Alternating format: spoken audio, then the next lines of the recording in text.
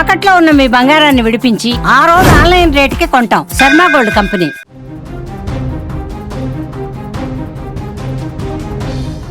తెలంగాణ రాజకీయాలలో కీలక పరిణామం చోటు చేసుకుంది. బీజేపీ రాష్ట్ర అధ్యక్షుడు రామచంద్రరావును పోలీసులు అరెస్టు చేశారు. కామారెడ్డి పర్యటనకు వెళ్లేందుకు సిద్ధమైన ఆయనను పోలీసులు హౌస్ అరెస్టు చేశారు. ఆయనతో పాటుగా మరికొందరు బీజేపీ నేతలను కూడా పోలీసులు అదుపులోకి తీసుకున్నారు. దీంతో ఆయన ఇంటి వద్ద ఉద్రిక్తత నెలకొంది. ఉద్రిక్తత దృష్ట్యా కామారెడ్డికి వెళ్లేందుకు అనుమతి లేదని పోలీసులు చెబుతుంటే కామారెడ్డికి వెళ్లి తీరుతామని రామచంద్రరావు అంటున్నారు. రామచంద్రరావు హౌస్ అరెస్టుతో అక్కడికి భారీగా కార్యకర్తలు చేరుకుంటున్నారు. ప్రభుత్వానికి వ్యతిరేకంగా బీజేపీ కార్యకర్తల నినాదాలు చేస్తున్నారు. నిరసనకారులు పోలీసుల మధ్య తోపులాటలతో అక్కడ ఉద్రిక్తత కొనసాగుతోంది. అటు బీజేపీ ఎమ్మెల్యే రాజాసింగ్ను కూడా పోలీసులు అరెస్టు చేశారు. కామారెడ్డి బయలుదేరిన ఆయన్ని మధ్యలోనే అడ్డుకున్నారు. కామారెడ్డిలో ఉద్రిక్తత నేపథ్యంలో ఎలాంటి అవాంఛనీయ ఘటనలు జరగకుండా ఉండేందుకు రాజాసింగ్ను మెదక్ జిల్లా పెద్దశంకరపేట పోలీసుల అదుపులోకి తీసుకున్నారు. మరొక వైపు తెలంగాణలో ప్రజాస్వామ్యం కూని అవుతుందని, రాష్ట్రంలో కాంగ్రెస్ ప్రభుత్వం రౌడీ రాజ్యం నడుపుతుందని కేంద్ర మంత్రి బండి సంజయ్ తీవ్రస్థాయిలో ధ్వజమెత్తారు. కామారెడ్డిలో నెలకొన్న ఉద్రిక్తతలు, బీజేపీ నేతల హౌస్ అరెస్టులపైన ఆయన నిప్పులు చెరిగారు. ప్రస్తుత పరిస్థితులు ఎమర్జెన్సీ రోజులను తలపిస్తున్నాయని మండిపడ్డారు. కామారెడ్డి ఎమ్మెల్యే వెంకటరమణారెడ్డి ఇంటిపైన దాడి చేయడం ఏమైనా చర్య అన్నారు. ప్రశ్నిస్తే దాడులు చేయడం కాంగ్రెస్ నైజంగా మారిందన్నారు. బాన్సువాడలో అన్యాయంగా 70 మంది కార్యకర్తలను అరెస్టు చేశారు. ఎంఐఎం నేతలను కాపాడేందుకు కాంగ్రెస్ ప్రభుత్వం తాపత్రయపడుతుందని ఆరోపించారు. కామారెడ్డిలో అగ్నికి ఆజ్యం పోసింది కాంగ్రెస్ పార్టీ అనంటూ కౌంటర్ ఇచ్చారు బండి సంజయ్. ఇక కాలేజీ భూముల కబ్జా ఆరోపణలతో మొదలైనటువంటి లొల్లి కామారెడ్డిలో టెన్షన్ వాతావరణాన్ని సృష్టించింది. బీజేపీ కాంగ్రెస్ నేతల బహిరంగ చర్చల సవాళ్లు ప్రతి సవాళ్లతో దద్దరిల్లుతోంది.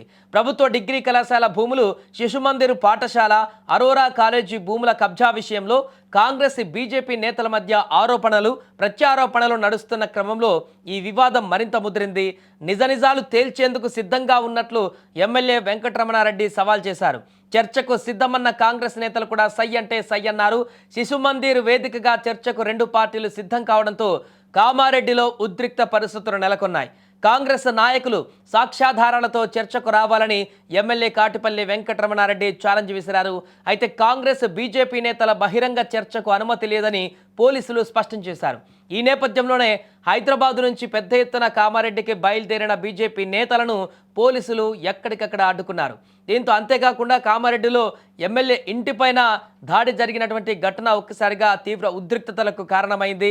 ఈ నేపథ్యంలో అక్కడికి వెళ్దామన్నటువంటి ఏ ఒక్కరిని కూడా వెళ్ళనివ్వకుండా బీజేపీ నేతలందరినీ కూడా ఎక్కడికక్కడ హౌస్ అరెస్టులు చేస్తున్నారు. దీంతో అక్కడ ఉద్రిక్త పరిస్థితులు నెలకొన్నటువంటి పరిస్థితి ఉంది. ఏదేమైనా కూడా ప్రస్తుతం కామారెడ్డి అంశం రాష్ట్ర వ్యాప్తంగా హాట్ టాపిక్గా మారింది. రాజకీయ రంగును పులుముకుంది. బీజేపీ కాంగ్రెస్ మధ్య నువ్వా నేనన్నట్టుగా వాదోపవాదాలు కొనసాగేటువంటి పరిస్థితికి మూలంగా మారింది. ఇవాళ కామారెడ్డి వెళ్తా అని చెప్తే కూడా నన్ను వెళ్ళనీయము అనేటటువంటి ఒక మాట పోలీసులు చెప్పడం జరిగింది. అక్కడ మా ఎమ్మెల్యే మీద దాడి జరిగింది, ఆయనకు సంఘీభావం చెప్పాలి. బాన్స్వాడలో కూడా అక్కడ గొడవలైంది. నిన్న బంద్ సమయంలో కూడా 70 మంది, దాదాపు 100 మంది, ఇప్పుడు పొద్దున వరకు 100 మందిని అరెస్ట్ చేశారని చెప్పేసి కూడా మనకు సమాచారం వచ్చింది.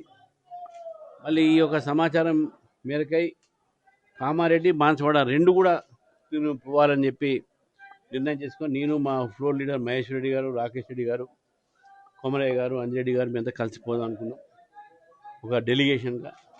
కానీ రాత్రి నుంచి వారి దగ్గర కూడా పోలీసులు పెట్టారు, నా దగ్గర కూడా పోలీసులు పెట్టారు.